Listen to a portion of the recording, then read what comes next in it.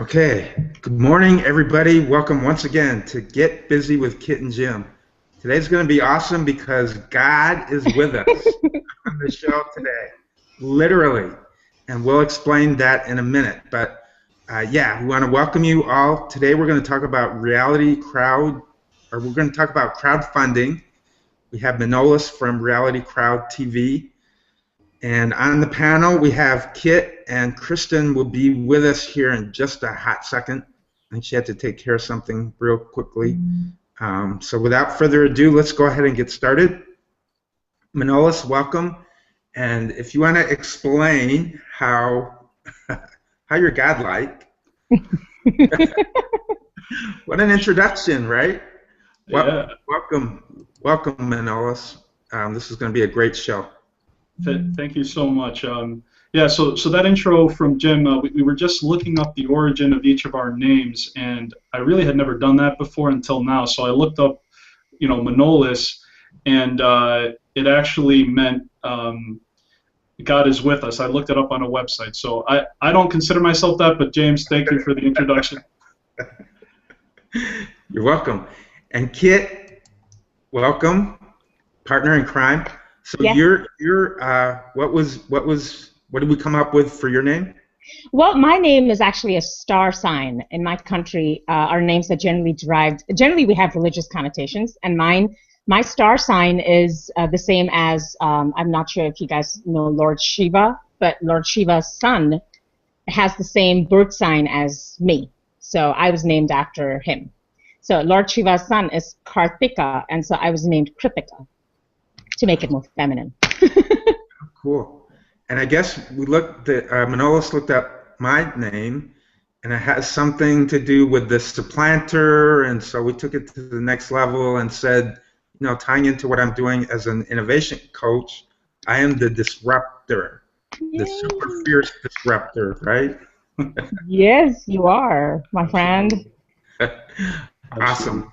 Well, let's disrupt away because crowdfunding is becoming disruptive in a lot of ways, and I can't wait to get into some of that discussion with you, Manolis.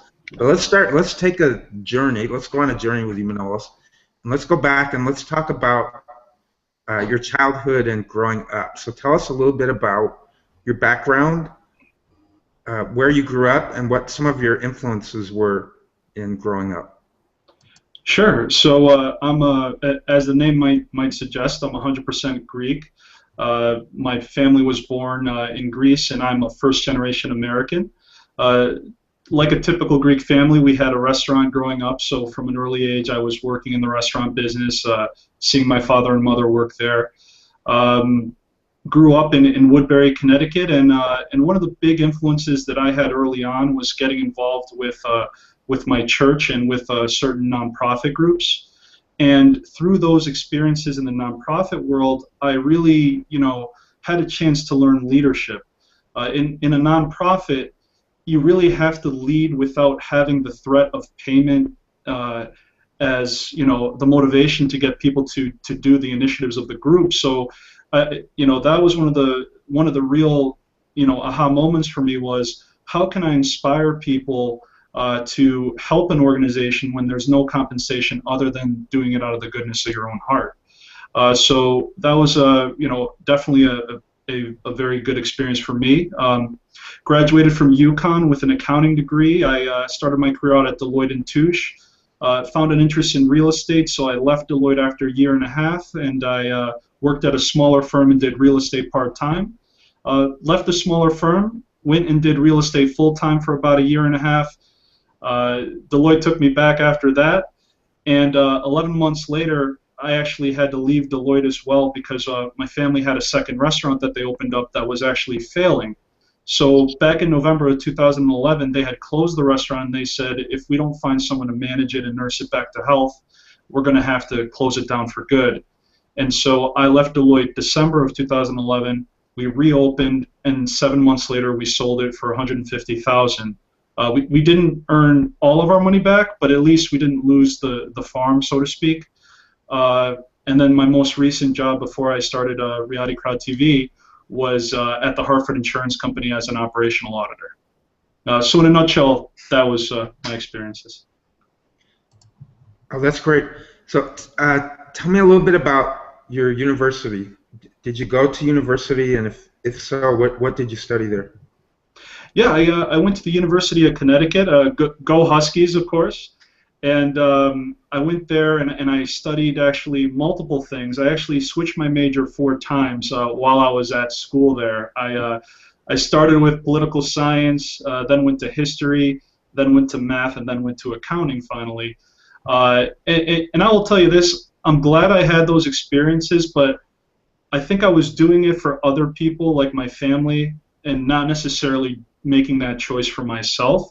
And I think that's what a lot of young people do when they go to college. They're influenced by expectations of them. And as much as I love the fact that I have this accounting background, it's serving me very well in what I'm doing today. I will say that in my younger days, I was always doing things for other people and not really listening to my own heart until now. That is. Hey, Kit, do you have a few questions for Manolis?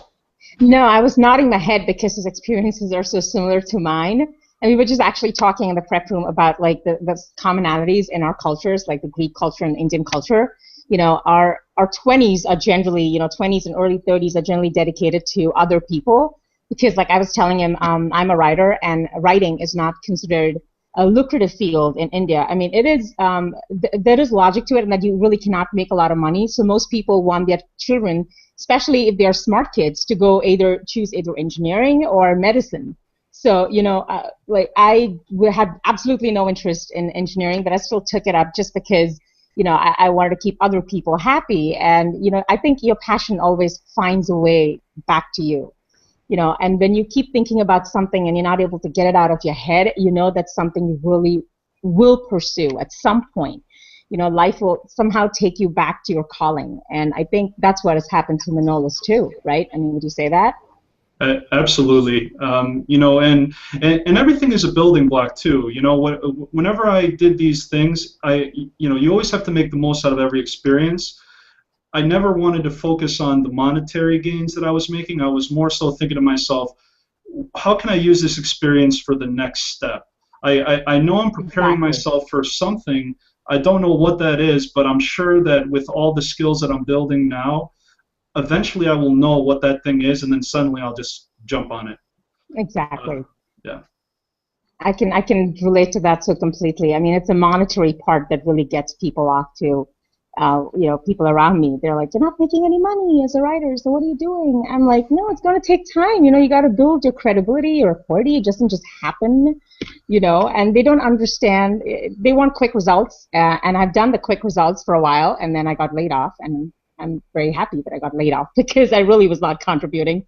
So, I think I find a connection with you right there. So I think that's amazing. Very good. Yeah, you're going to do great, Kit. I know it. You're going to do great. Thank you. Yeah, I think so too. She's already doing great, right? Her writing is phenomenal, and I've seen it grow. I've seen her writing grow just since she and I have met. I've noticed the change. So kudos, Kit. Thank you. Right. So Manolis, so let's talk about reality crowd TV. So how did that all kind of come? How did it come together for you? How did that whole thing come to fruition? Sure. So as I mentioned just previously, I knew that something, all these skills were building for something. I just didn't know what. I knew I was dissatisfied with the structure of the corporate environment. I have no issues with any companies I worked with or any individuals I worked with. I had more issue with the corporate culture because it is a very focused culture that doesn't necessarily allow for innovation to occur in many cases. So I was just, I just had my mind open, and I was sitting in my cubicle at the Hartford Insurance Company, and on October 23rd, out pops a press release from the Securities and Exchange Commission, the SEC. And that press release was as a result of the 2012 Jobs Act, which said the success of crowdfunding, which prior to the 2012 Jobs Act was a donation in exchange for a reward to raise capital toward any type of endeavor. The Jobs Act created provisions which essentially stated if it works so well for Kickstarter can it work well for small businesses to raise capital, but instead of a contribution in exchange for a reward like the old model is, can it be a contribution in exchange for a purchase in a private company's share, or could it be the purchase of a bond to loan this private company debt? And that's effectively what the Jobs Act has done, is it effectively is now allowing for equity and debt crowdfunding to enter the American public, so that instead of a bank saying no, instead of a venture capitalist saying no, you now have a third option, which is people funding people instead of giving up on your dream because there was no other option. So, but before I move on, as far as Reality Crowd TV, do you guys have any questions on that? Because I just said a mouthful on that. Yeah, actually, so to clarify, right now there are probably 2 or 3 different options for crowdfunding. So one is equity crowdfunding, the other is rewards crowdfunding, and the third, I can't remember right off the top of my head. But as far as the equity crowdfunding goes, right now the law is still in transition, right? So maybe if you can touch on that a little bit and explain that. Sure, and so so the law is still currently being finalized by the SEC, but there is portions of it that is happening now. So in the law, there was 3 sections that pertain to crowdfunding, and so if you're watching in the audience and you'd like to write this down, I suggest you do, so you could talk to an attorney and another professional about this. One of the provisions in the 2012 Jobs Act was Title II equity crowdfunding, and that provision has been fully implemented. So right now, Title II equity crowdfunding is happening right now in America, and what it changed in the securities laws is allowing for the general solicitation of accredited investors. So an accredited investor is an individual who makes $200,000 a year or is worth $1 million in net worth, excluding their personal residence. So an example of websites that are doing this right now, and if you've seen my show the last couple times, James, you know this as well, real estate is among the largest industries where this form of crowdfunding is occurring. In fact, there's websites right now that are funding rehab deals, meaning a buy, fix, and flip. And one of the larger companies is also crowdfunding the Hard Rock Hotel right now in Miami as well. But again, as an investor, you have to be wealthy, meaning you have to be accredited to invest. But as an individual who has a real estate deal that you want to bring for these investors to invest, you don't have to be wealthy to do that. If you have a good real estate deal, it doesn't matter how much money you make, you can go to these websites and bring a deal to the platform. And just like a Kickstarter, it's all being done online, and you could raise money for your real estate deal through these type of real estate crowdfunding websites. But this isn't just for real estate, James. There's also other sites like angellist.com. Angellist.com is for businesses to do the same exact thing through Title II equity. The piece that got me excited, the Title III piece, which is the general solicitation of unaccredited investors, is mind-blowing in my opinion. Title III essentially changed the rules in the Securities and Exchange Commission Exchange Act of 1933.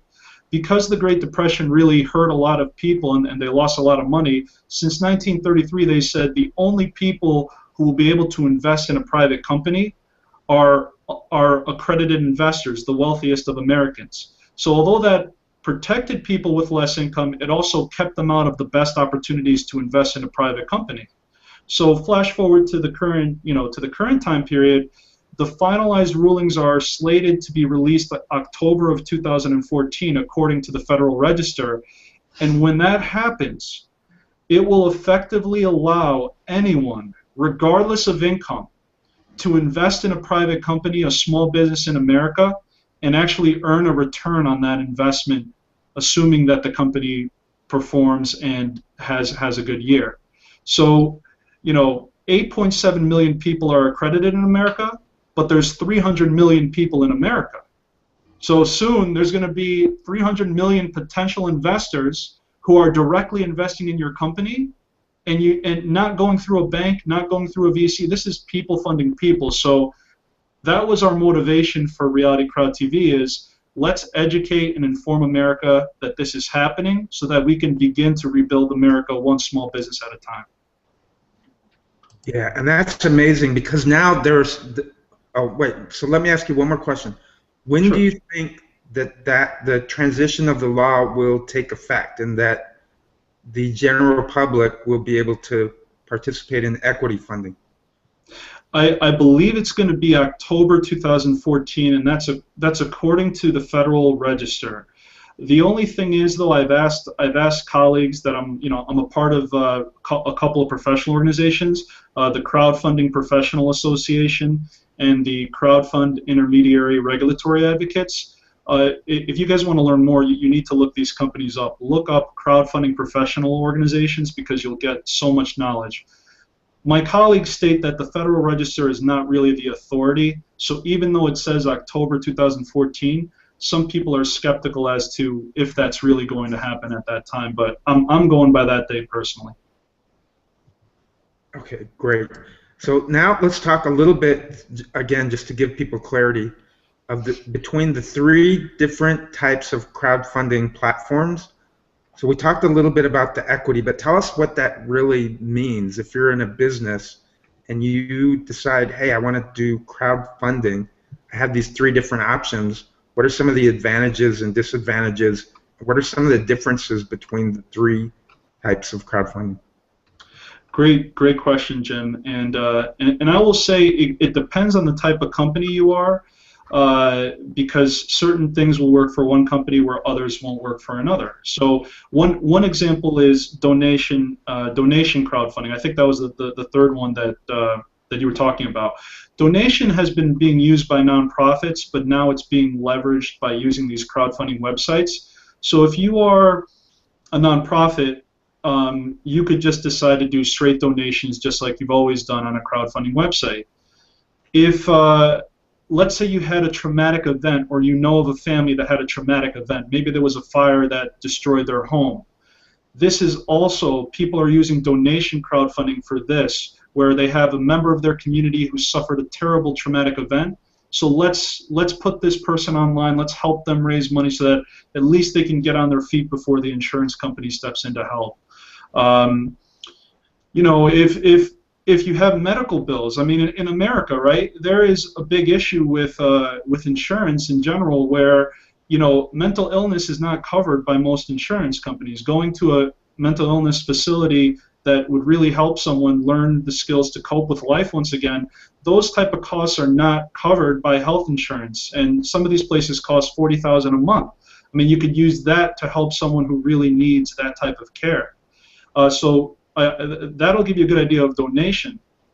Rewards is, in my opinion, will never go away. Even though equity crowdfunding is coming, for a lot of companies and a lot of endeavors, such as artists, filmmakers, technology companies, product manufacturers, even all sorts of startups, in my opinion, the rewards-based model is going to be used to prove the concept in a lot of cases for these companies.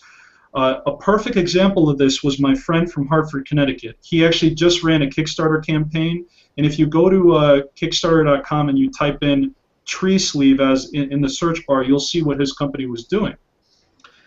His goal was $100,000, and he actually was going through this Kickstarter campaign, and he went all the way up to close to $80,000, and for whatever reason, I looked and it said funding canceled on his Kickstarter campaign. I'm like, why did this funding get canceled? He was so close to getting the $100,000. So I called him up and I said, you know, Raymond, why'd you stop? You were just so close to getting this done. And he said to me, Manolis, an angel investor called me because he was scrolling through Kickstarter and he said, stop your campaign. Here's $100,000. Let me introduce you to Starbucks. And these type of things are happening all the time. Companies are using this mechanism to really prove their concept and attract the investment of angels, VCs, and others who wouldn't give them the time of day previously, but now are actually giving them the time of day because they showed the angel investor that, my God, you're right, there is demand for what you're selling. And so it's an amazing phenomenon that's occurring. So for a lot of companies, I think that'd be a great model. Any questions before I go into the equity? Right. So, Manolis, yeah, I think proof of concept is something that people don't always think about when they're doing a crowdfunding campaign. And that's really almost as important and sometimes even more important than raising the money is it's a great platform to really test run your product, test run your ability to market the product. So talk just briefly before you go into equity, talk just briefly about what some of the other advantages are beyond just raising money for doing a crowdfunding project, especially a rewards-based crowdfunding project. Hey, Jim, we have a couple of questions before that, if you don't mind. You know, can you hold those questions? Sure. Hold them, Okay. yeah, just keep them in line, and we'll get to the audience questions. I want to go through a little bit more with crowdfunding and just get some of the basics, and then we will for sure come to the audience questions. Okay. No Yeah, problem. cool. All right. Perfect. So to answer your question, James, really what individuals need to look at crowdfunding as, if you're going and doing a rewards-based campaign, even if you're an artist, even if you're a filmmaker, someone who's considered a creative person, you must consider yourself an entrepreneur, and you must consider yourself a startup. Because the moment you begin to ask for money for your service or your product or whatever the case may be that you're crowdfunding, you have to realize that you're an entrepreneur now, and you have to do the things to make yourself successful. So in essence, even though this is bringing in a creative idea that's never been in the public light to life, that's the beauty of the crowdfunding model, is new ideas that have been declined have another chance to come into the world. Even though that's the real purpose of crowdfunding, you as the project creator must treat it like a business and treat it like a marketing and communications plan that is to be executed over a 3 to 6 month period. So in my opinion, we all know that the beauty of crowdfunding and the success stories are amazing, but the reason why the success stories occur is because the people who ran them put all their heart and soul into it.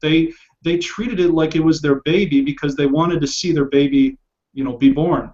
And in this case, I mean, that's the other benefit here, James, is people can learn entrepreneurship through crowdfunding because they have to learn the 9 stages that they have to go through. You have to have a business plan. You have to protect your intellectual property. You got to learn social media, public relations. You have to have a campaign strategy.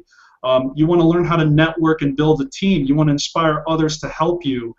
You need to know website development. You need to help with a profile and video. You have to create a compelling message in those 2 segments. And finally, you have to have fulfillment. If you're offering a product or a service, you need to make sure that you have all your ducks in a row as far as what that's going to cost to manufacture. So through this process of crowdfunding, you're learning entrepreneurship, you're learning business, and so it's a remarkable tool to teach people how to empower themselves because they need to be able to do this. And in my opinion, the only way people will be empowered to learn entrepreneurship is if they're doing what they love, and that's the whole point. I think it's a huge opportunity to teach entrepreneurship because that's the only reason why people are going to learn how to do it, because they want to see what they love come to life. That's epic. Epic, Manolis. That's great. Okay, we'll jump into the audience questions. I just have one more. Let's cover the equity real quickly, if you can cover the equity, and what's the difference between equity and the other 2 that we discussed? Sure. So in the other 2 that you discussed, you are contributing without getting a financial interest in the organization or company or individual. Of course, you can't buy people, but you're not getting a financial interest in the actual campaign. Equity and debt, you are getting some sort of financial interest. So that is the main difference. And what I would say is, for certain companies that are highly technological that you can't really offer a reward to people for, there's no practical way to offer a reward if your product costs $500,000 to make, right? I mean, no one's going to plop in a rewards campaign $500 grand to buy a supercomputer or whatever the case may be.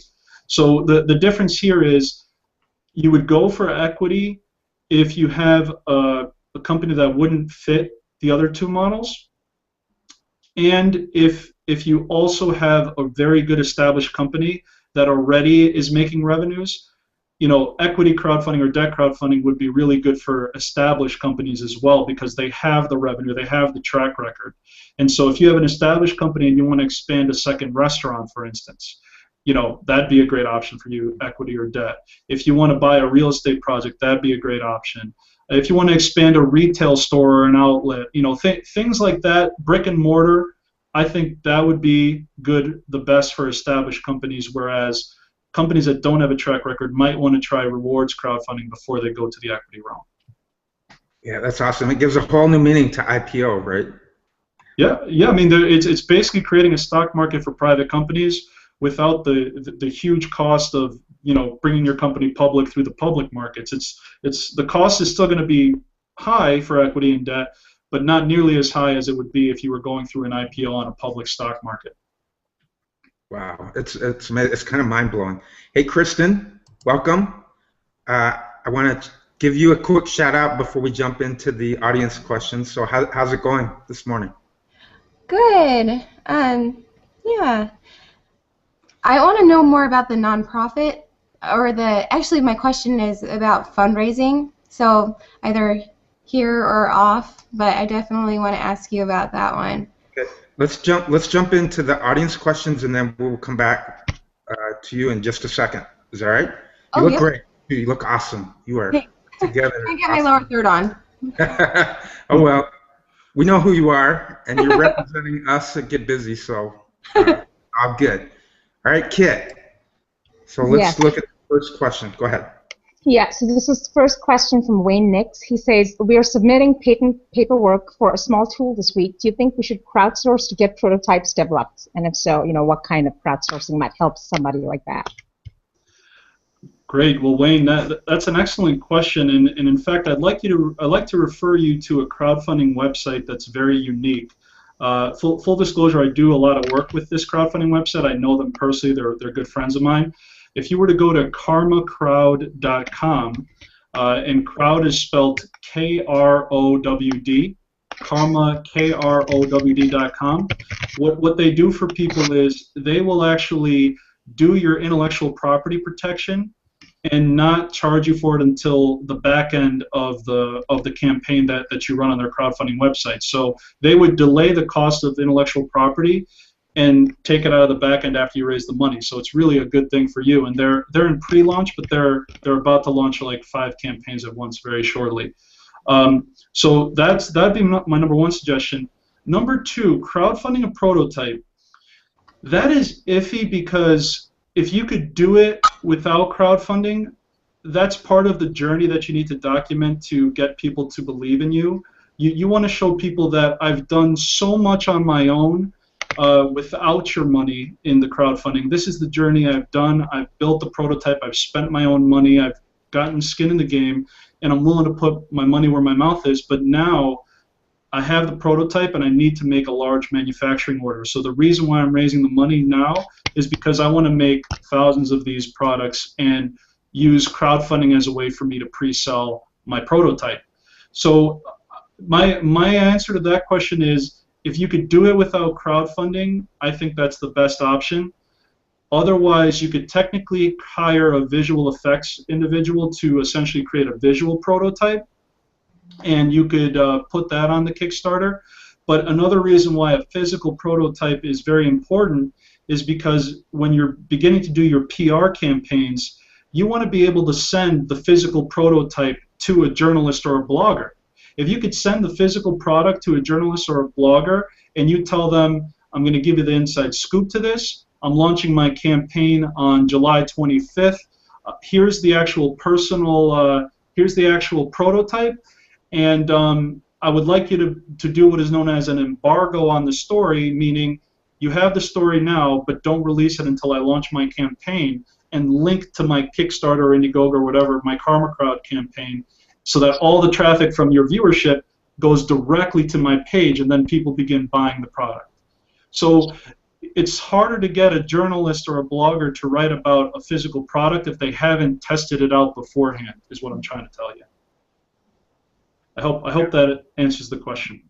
Oh, no, Wow, that, you're yeah. like a Wikipedia. I mean, I would strongly suggest people to get in touch with Manolis and to have a deeper discussion because I mean I had no idea there's so much to crowdfunding. I just thought somebody puts in the money and somebody gets the job done. That was my extensive knowledge about it. But thank you so much. Oh, you're welcome. Hey, And the other there was I just another wanted question. to get clarification for the physical prototype. Is that similar to or the same as like your press kit? Your press kit, I believe. Well, actually, you know what?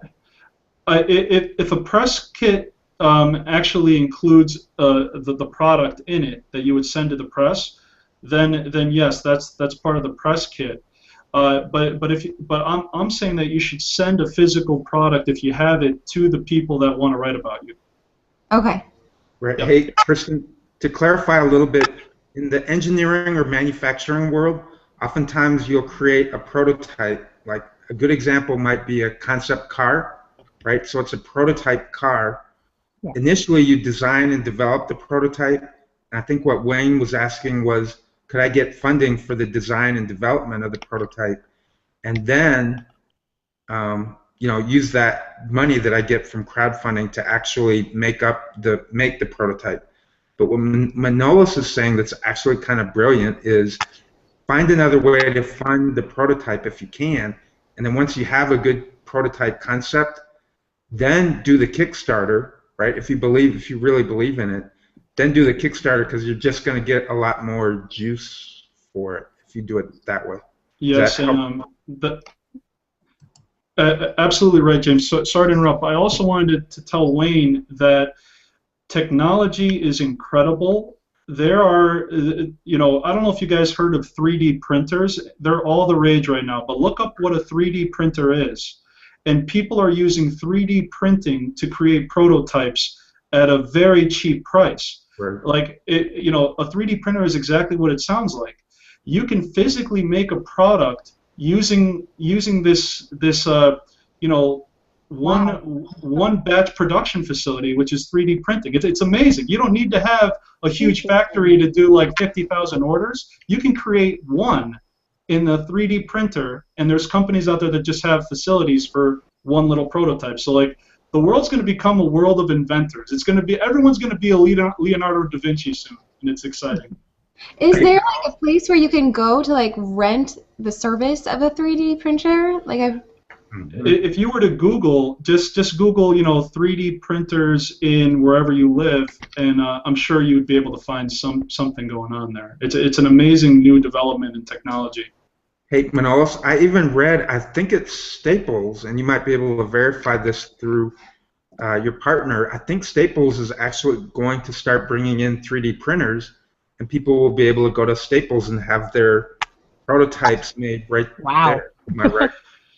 I wouldn't doubt it. I was actually at a Connecticut aviation business summit the other day. I'm not even sure why I went, but I'm glad I did. Like I don't know what I'm doing with United Technologies airplane parts, but United Technologies, they had one of their SVPs, and they said that they are looking into 3D printers. Like United Technology is a $40 billion a year company.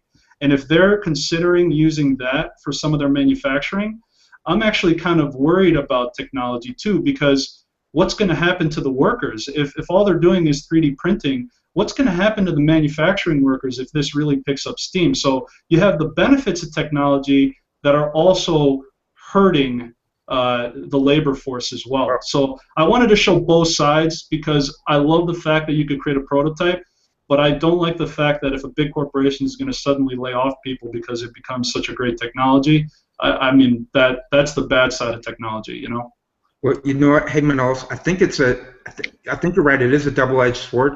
But I had the awesome experience of being at South by Southwest and listening to a guy who is for Oreo cookies, right? They're doing 3D printing on Oreo cookies. And you know what he said? He said they're never going to be able to, as far as he knows, automate 3D printing in such a way that it would be effective for larger production. But what he says it's awesome for, and how it can maybe even benefit workers, is they can go out, and where in the past it might have taken months or years to do the research, to do all the focus groups and everything else to get a new product onto the market. Now with 3D printing, they can really shorten that cycle time for the R&D, and they can bring new products into fruition much, much quicker. So I know we're getting a little bit off target, but I think I think the disruptive, right? We talked earlier about me being kind of the disruptor, but I think technology is going to be such a disruptor to our economy, and I think there are going to be, maybe like back in the day when the horse and buggy went away and manufacturing came into being.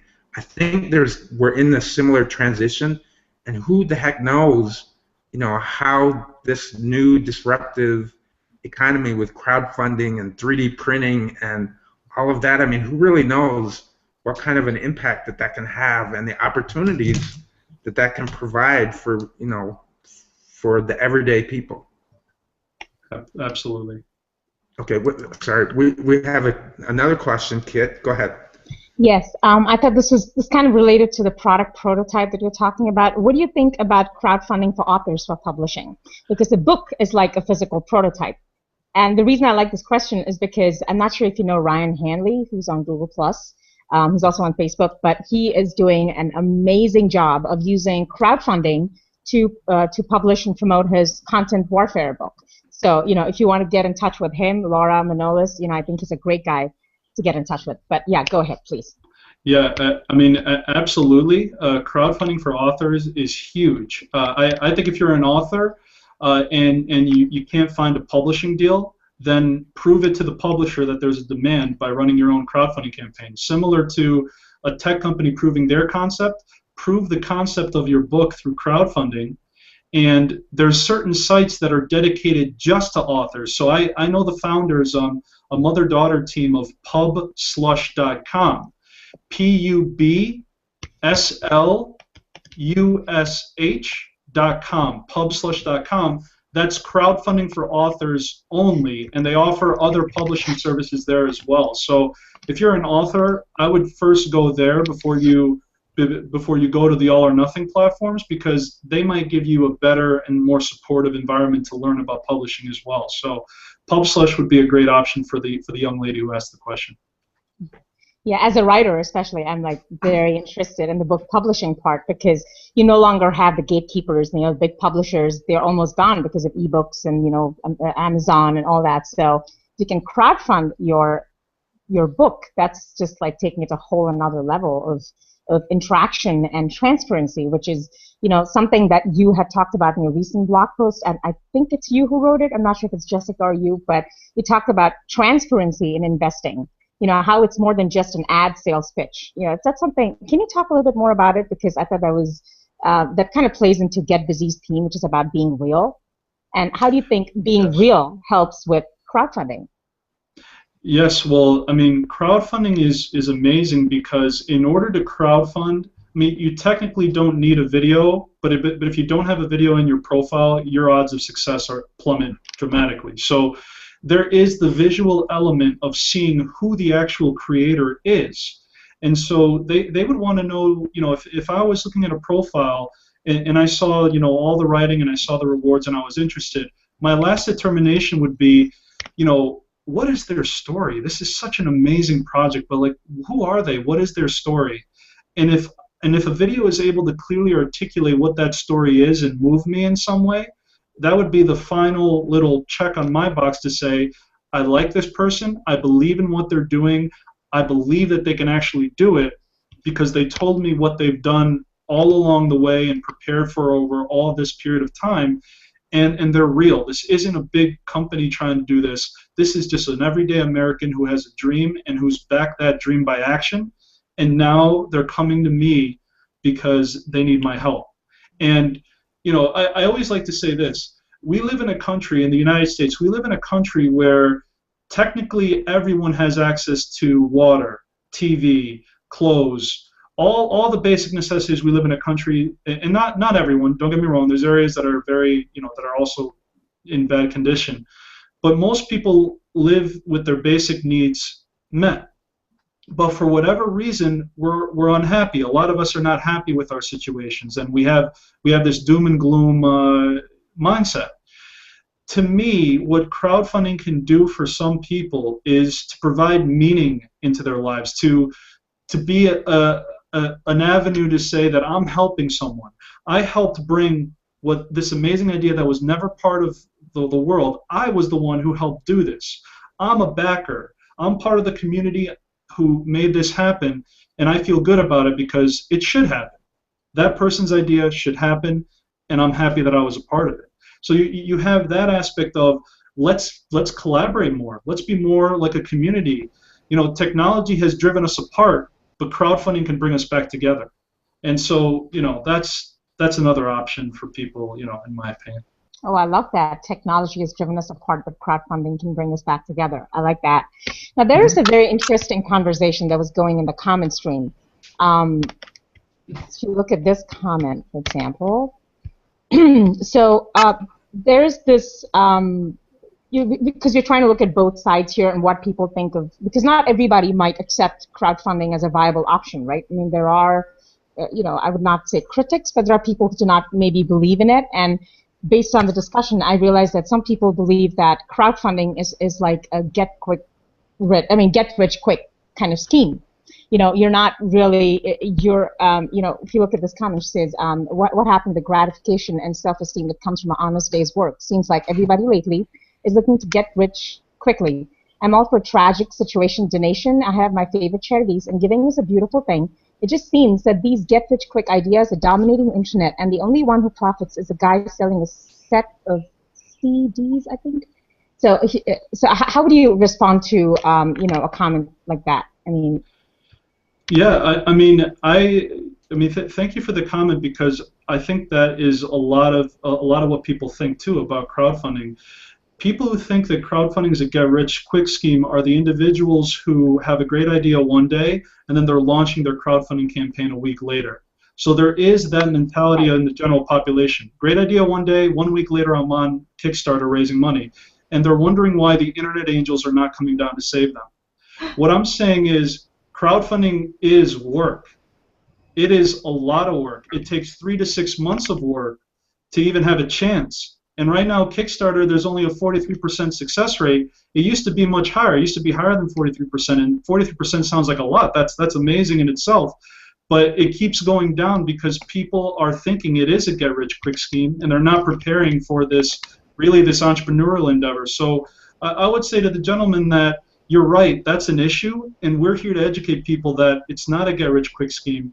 It is a put in the work, and then you may get rewarded. There's no guarantee. But put in an honest day's work for 6 months or more, and you will get rewarded by people believing in you and believing in your project.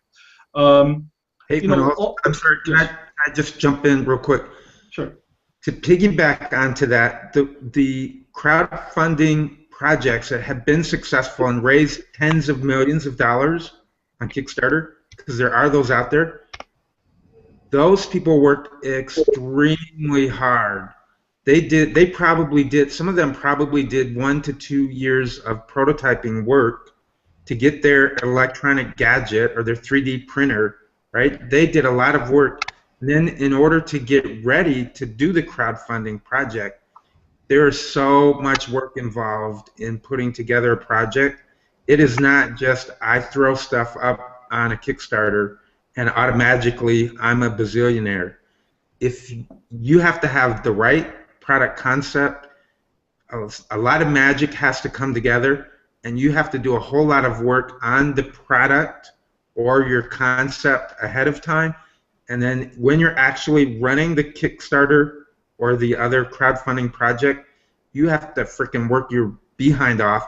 And if you're one of those people who are lucky enough to fund it $10 million, do you know how much work you've got to do to fulfill that? It is not, I'm just going to sit back and kick back and get rich. Not at all. Not by any stretch of anyone's imagination does it work like that. Yeah, I think much like anything else, maybe there are a few people who are misusing this concept, and so that kind of, it kind of people tend to extrapolate that to mean that okay, the whole everybody who does crowdfunding is trying to get rich quick. But like everything else, I think Sparkles was right. Anonymous days work is the only way to go, regardless of whether you are an employee or an entrepreneur or crowdfunding, whatever it is.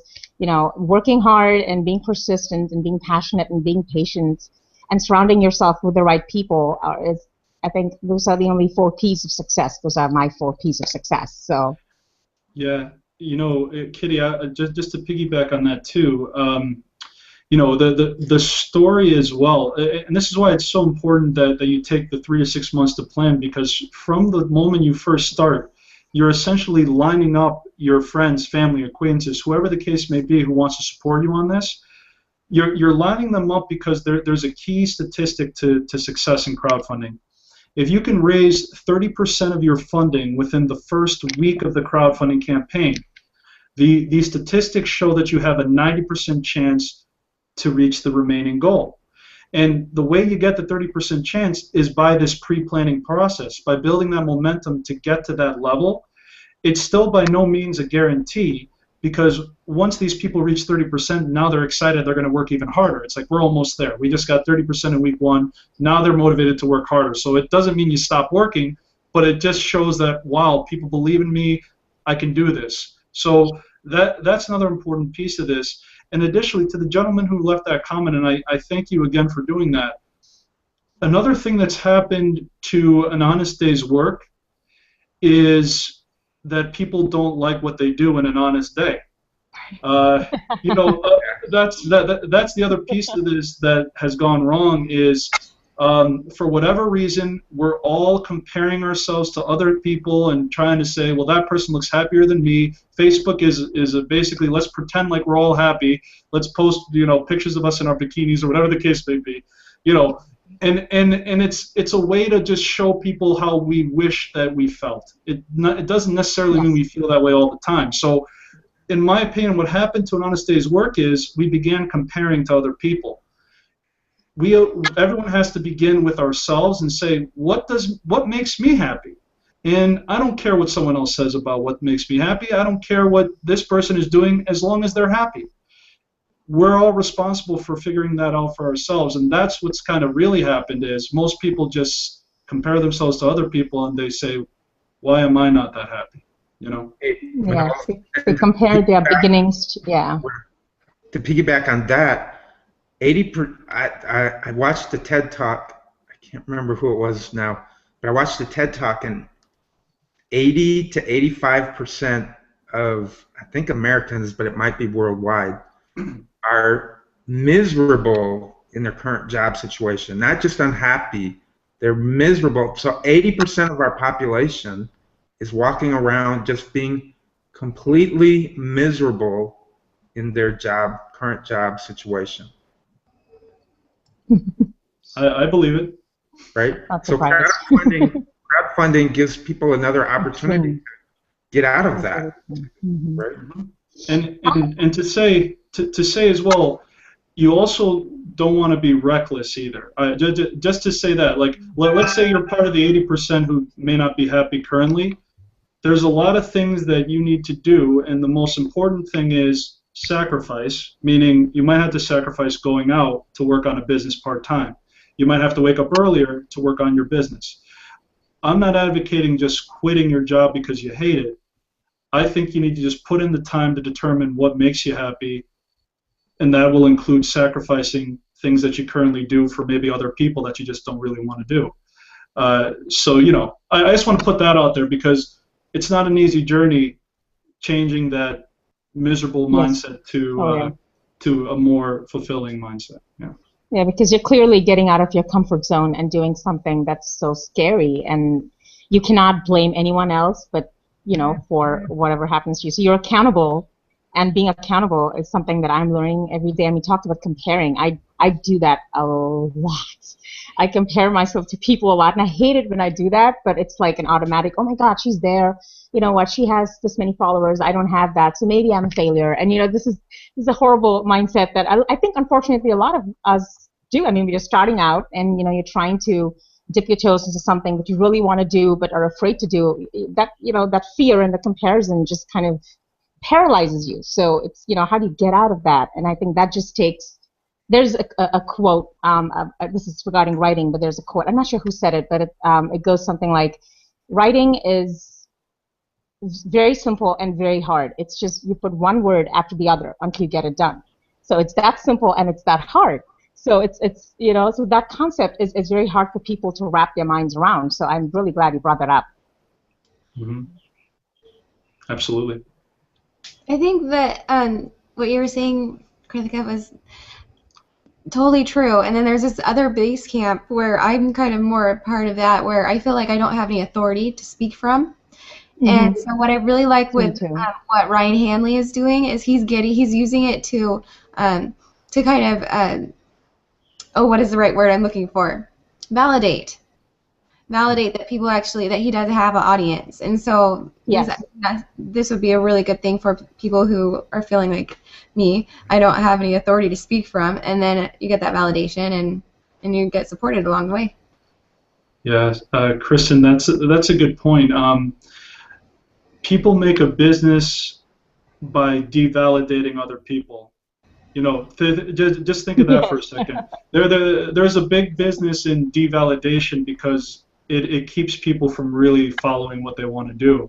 So keep that in mind. When someone is making you feel like they're devalidating you, it means that they feel threatened by you and they don't want you to enter their space. So you need to kind of look at that situation differently and say, what is the real reason why they're doing this? All of us have an authority. All of us have something valuable to share. Who is this person telling me that I don't have something valuable to share? So, I went through that, Kristen. Trust me, that's why I'm speaking from my heart to you, because I used to feel like, why should anyone care about what I say? And the bottom line is, we all have something to say, and no one should tell you that you don't. Thank you. I have a question. This could be a very silly question. I don't know anything about crowdfunding, so I'm just going to ask it. When you talked about, how you talked about initially when you start a crowdfunding campaign, you look to your friends and family, right? I mean, because they are immediate circle, they already believe in you, and you might be able to get help from them. But how do you go beyond that and network with the right people so you get the right audience, and not just likes or plus ones? It's about, okay, how do you get followed by people who really believe in your vision and not just people who love you, for who you are? So how do you network is what I'm maybe asking. Well, what the funny thing is, and the unique thing about what we're doing with Reality Crowd TV, and I don't know if I even mentioned it yet, but we're actually going to crowdfund our own TV show in the next few months. Like we have our Google Hangout on air, but we're going through a crowdfunding campaign ourselves to really make a big splash to get the networks to notice us. And so we're going to create we're going to raise money for a 15-minute sizzle reel. But I think if you just look at this Hangout right now, you get the answer to your question. I didn't know James. I never knew you. I never knew, Kristen. But now I'm in front of this Hangout with viewers on the air that I've never met before, and I consider you all my friends. So, ultimately, you have to just put yourself out there. Find ways to connect, reach out, give before you get. And if your friends and immediate family that you currently have are not going to be that supportive for you, then take longer to launch. There's no rush. Just make new friends who would be supportive. And I think that's what we're all doing here right now. So I hope that answers your question, because this is, all this is live proof of what you need to do if you want to crowdfund. Just put yourself out there. Yeah, and give before you get. I like that. Yeah. Talk a little bit for a second here. The advantages of having people who support you and share versus also networking with people who will support you and give and donate, right? So talk a little bit about that. Yes, I wish I was more statistical in the percentage of your social media followers that would actually contribute. There are statistics, I just don't have them off the top of my head. But in general, to me, the power of crowdfunding is the fact that you could share the message throughout multiple social media campaigns. Multiple accounts, Facebook, Twitter, LinkedIn, there's direct links to share in these networks. And so even if someone doesn't necessarily contribute to the bottom line, a share on social media is huge, because if that person had 250,000 followers, suddenly that message is out to a much broader audience. So to help someone in a crowdfunding campaign, maybe you can't afford to contribute, but you could afford to be a brand ambassador. You could really help that person spread their message without, and in fact, I would say that's probably more important than giving money, to tell you the truth. If you're supporting that person and giving them a broader audience and sharing constantly and being part of that team, the difference to me is, of course, you need to raise the funding, but everyone can help you in one way or another, and you can help them. In one of the 9 stages of crowdfunding, I mentioned networking and team building. And to bring someone on your team to really want to be a part of it and actually play a larger role, a lot of people think, well, why would someone help me if I don't have the money to pay them to help me, right? Well, we all have something of value to give people in education. Maybe you've inspired someone who didn't know about crowdfunding previously, but they always had a dream to want to crowdfund themselves. And so you are sharing your own personal knowledge, and you're bringing them through the process so that they gain comfort for their own project in the future. And so the education value and the mentorship, in my opinion, is something that we all have of value that we can really bring to our team people who want to help us. And for Reality Crowd TV, in fact, we have about 10 volunteers. We have someone volunteering for our newsletter. We have someone volunteering for our website. So we're, the way you inspire people is by first acting and showing them how much you've done on your own, and then people will just come out to you and want to help because you've inspired them and they want to learn how to do it too. It's kind of like learning leadership as well. Like, to be a leader that's inspirational, you have to lead. You have to act when there's no clear path and create that path for others to follow. So that's kind of, I think, how a share as opposed to a donation can be much more valuable because they might be able to bring more people to you. Hey, Manolis, I want to ask you real quick. So tell us about the premise of Reality Crowd TV. What is it that Reality Crowd TV is going to do, and what's your ultimate goal with that platform? Sure, and I'll start with the mission of the company because I think that's important, and we filter all decisions through the mission of our company. And the mission of Reality Crowd TV is to inform, educate, inspire, and motivate entrepreneurs worldwide to start small businesses through crowdfunding and to provide a blueprint on how to crowdfund. So everything that we spoke about today, the 3 to 6 months of preparation, our show is going to document that journey of the entrepreneurs who come on. What do they have to do 3 to 6 months before they launch their campaign? They'll have to go through the 9 stages of crowdfunding. And each week there'll be test challenges and obstacles. And so each week one contestant will not make the cut.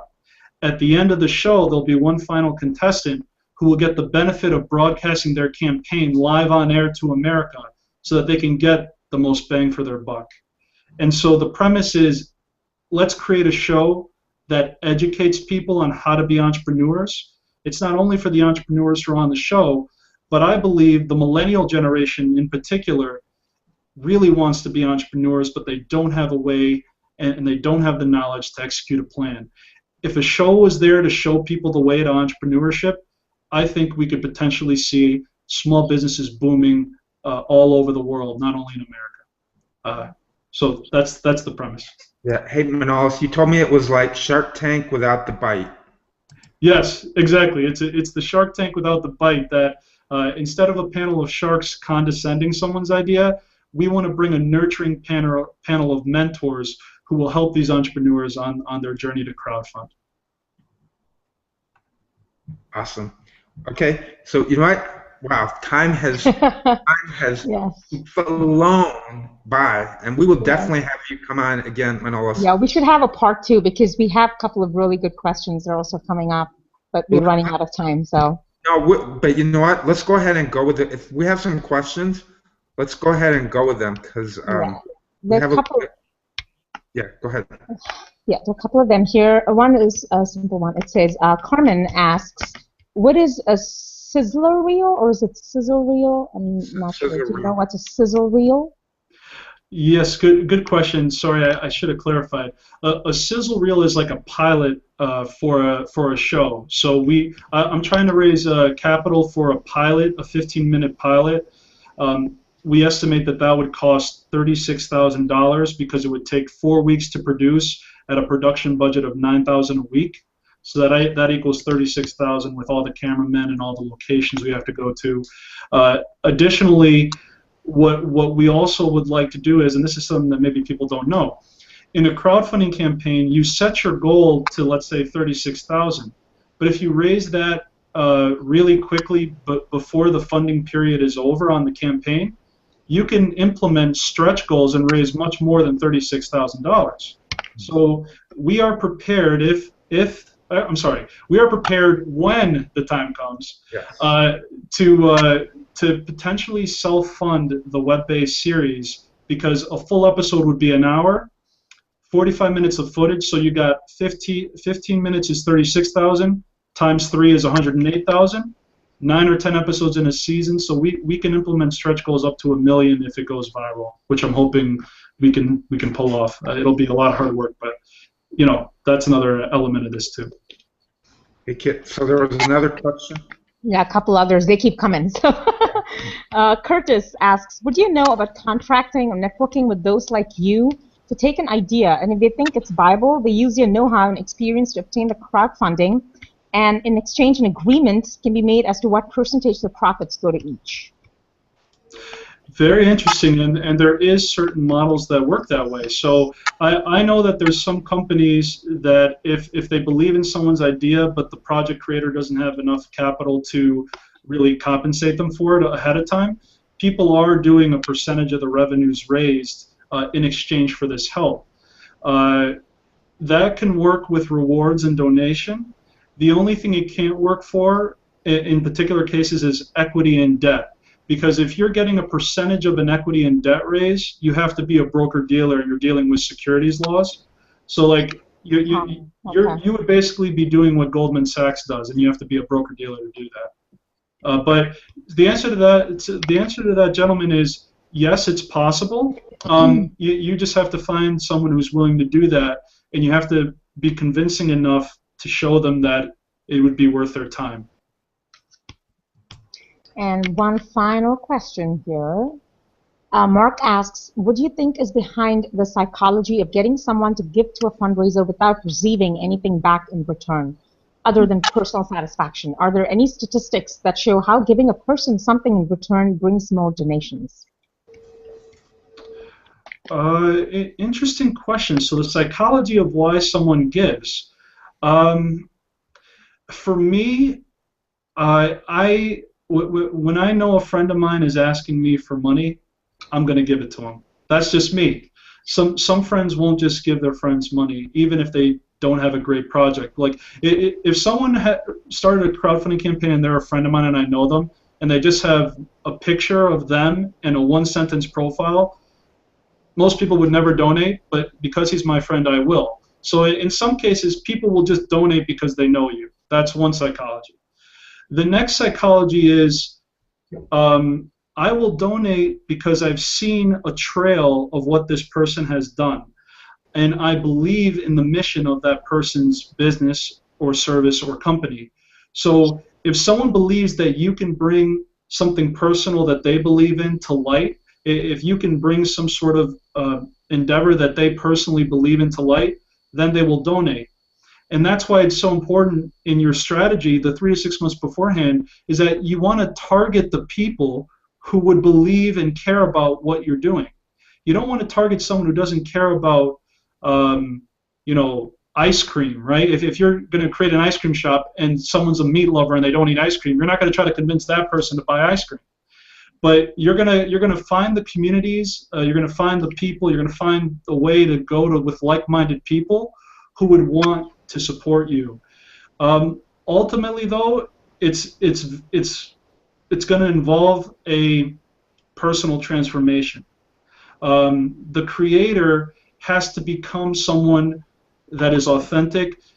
They have to become someone who is persuasive, who's totally committed to the outcome, whether they get it or not. You know, for me, I like to see someone who, even if they don't succeed in crowdfunding to reach the total goal, I like to see someone who says, whether I get the money or not, this is happening.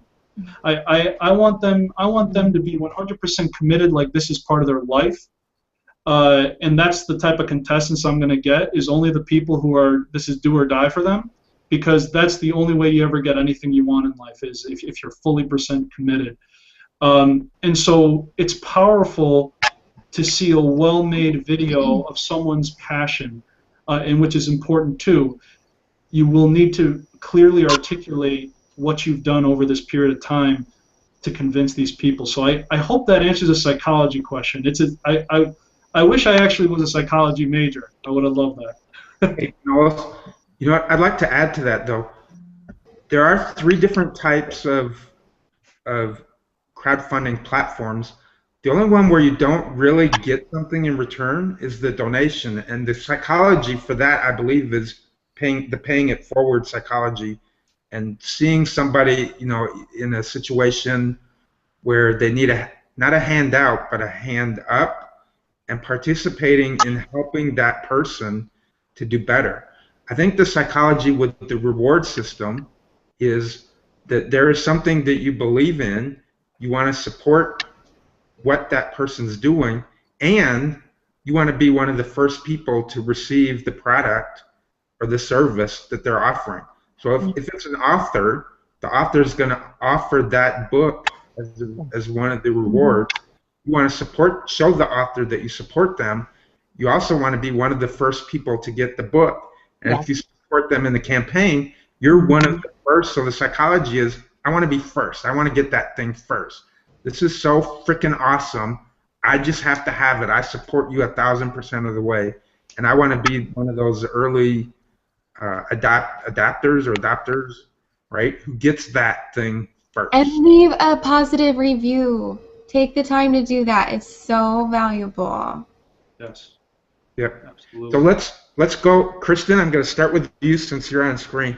So any thoughts on today's episode? Oh, okay. Well, I think I just already said it. I guess I'm really getting like reciprocity right now. It's like just coming through really strongly right now, and I'll let the next person take it from there. Awesome. Thank you, Kristen. Kit, thoughts? Oh man, I just love this show. You know, honestly, when I first looked at the topic, I was like, oh, crowdfunding, I'm not really interested in this topic. And then when I hear you speak, when you talk about your passion that comes through, now I'm like, okay, I want to learn so much more about crowdfunding. And you've clearly completely captivated our audience, because I see so many lovely comments just pouring by. And really, thank you so much for coming on Get Busy. And, you know, you are, I think, a perfect example of somebody who just gives, and that's amazing. So thank you. And like you said, and like Sparkle said, an honest day's work is the only way to win.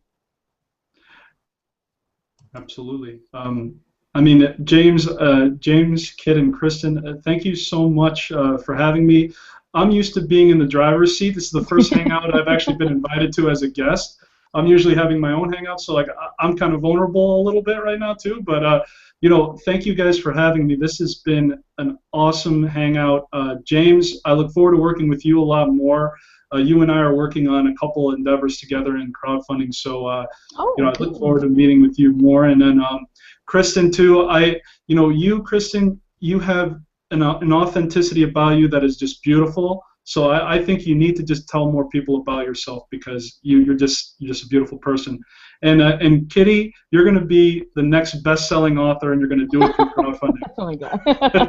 Thank you. You're crowdfunding, yeah. And Kit, Manolis and I are going to take you through the process. Yes. We're going to help you become the Stephen King of whatever it is that you're doing, right?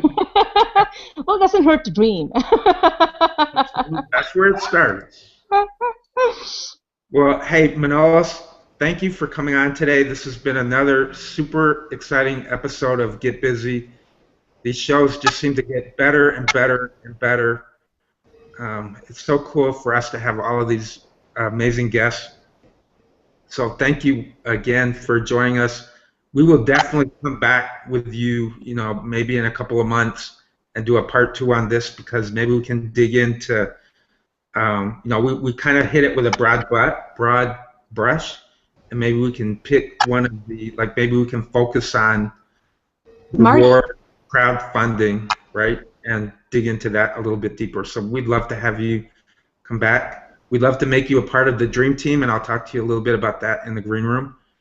Cool. And thank you, guys. I saw comments streaming on top of comments. So we will get into the comment tracker sometime later today, and we'll respond to a lot of your comments and questions. And Dream Audience, you guys are amazing, as always. Thank you for being with us, and we will close out with this. This is just Phil. Oh, okay. One final question. Yeah. Okay. If you don't mind, Manolis. Sure. Your closing thoughts, Manolis. Subscription-based crowdfunding. I'm not familiar with that, so. Can you show the question? I don't see it actually. Oh, so Phil Boyer says, I know you guys are running over, but I'd like to hear Manolis take on subscription-based crowdfunding. Yes, so subscription-based crowdfunding is a form of, it's rewards-based crowdfunding, but donors can actually enlist to actually pay a donation on a monthly basis.